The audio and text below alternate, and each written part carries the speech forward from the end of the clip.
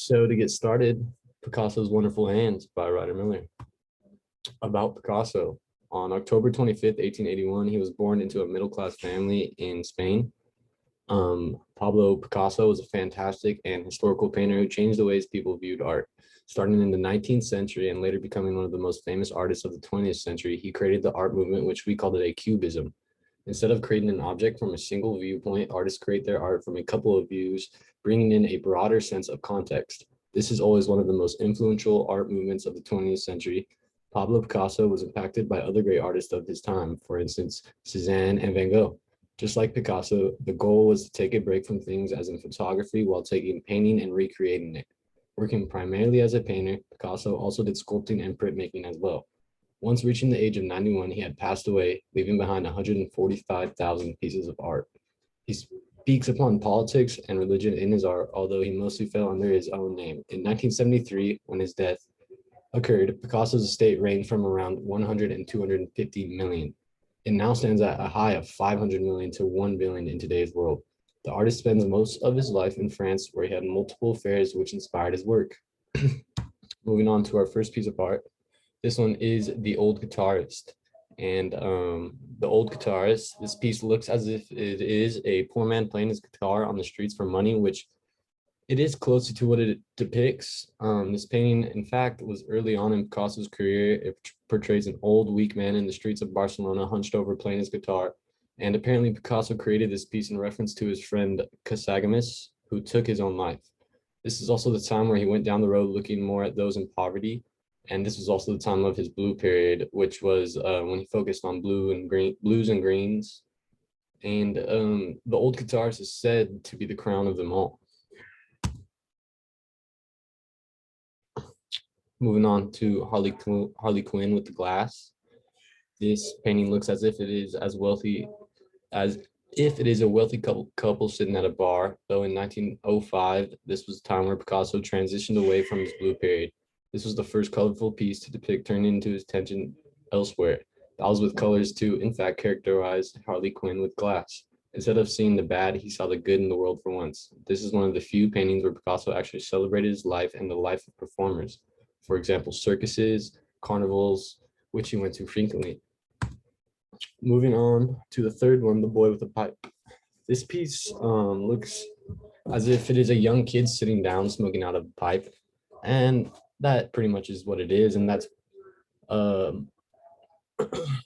or Picasso made this when he was 24 years old in 1905. He created this during his Rose period after settling in settling in Paris. And in detail, the oil painting reflects a Persian boy holding a pipe in his hand while also wearing a garland of flowers on his head. It is known when trying to set the boy to the correct position, the artist took his time to find just the right one. He decided to go with the boy sitting down, and this is important because Picasso reached a milestone with his work. So moving on to the next one. Excuse my language if I don't say things exactly how it's supposed to, but I'd say Les Demoiselles d'Avignon. And he created this in 1907. When looking at it, we can see 5 naked women who are posing for a picture being painted in 1907. This is one of the history's most significant rule breakers. It's also one of the best of its kind. It represents a Barcelona brothel, titty bars, strip clubs, where from this brings new cubism concepts. This painting totally broke out of the typical traditions, opening the eyes to many others. He decided to use the geometric forms and disordered girls, which took him 9 months to complete. It is considered one of the most famous of his works, and there are 2 girls with African masks, while the other 3 represent Iberian culture. So moving on to The Girl with a Mandolin. When looking at this picture, it seems like a female musician playing her mandolin. The Girl with a Mandolin was made in 1910, and at this time Picasso's paintings were getting harder and harder to decipher. It shows how each image the artist created was built with even more abstract. This picture represents a whole lot of considerable problems, but the main character reflects his realism. Moving on to The Man with the Pipe. This was created in 1915, and notice how all these go in order from earliest to not as earliest. So, and with The Man with the Pipe, here we see a man with a pipe, but it's more complicated to notice than looking at a boy with a pipe. This year was a challenging year, not only for Picasso, but for others too. A fellow painter of Picasso, Braque, was off fighting in World War One. People looked at Picasso because he was young and healthy, but did not do his part and go to the war and fight. This piece definitely carried emotion while making it. All the colors represent some type of composure and the use of pointillist style dots, which depict his interest in interior design. From here on out, more color would get involved in his works. Girl before a mirror. Knowingly looking at this, the audience can see a mirror and notice it is a girl in a mirror. This is actually one of Picasso's French mistresses, Marie Therese Walter. The whole piece represents cubism exactly. Take one object and simplify it down into parts, then recreate all those parts by using geometric shapes. The main message in this piece of art is the fear females carry of aging. The woman is staring into a darker, more twisted picture of herself, fearing what she cannot stop. And this is our last image to look at right here. And it's also one of the most famous images he has, Guernica, 1937. This piece is the best example of how art can have substantial political effect. Being made in 1937, it's thought of as his best creation ever. We can see dragons, bulls, people, and some more. It's hard to really notice what it's trying to say, but it focuses on the bombing practices Nazi forces pushed forward during the Spanish Civil War.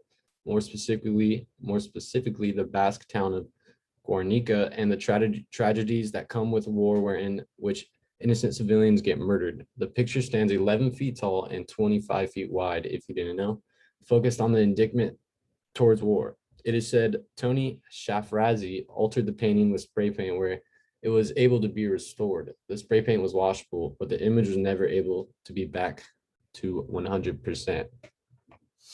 So with that, I want to end just talking about Picasso. And while Picasso is the face of Cubism, we can see how he associates his work with ethnic studies.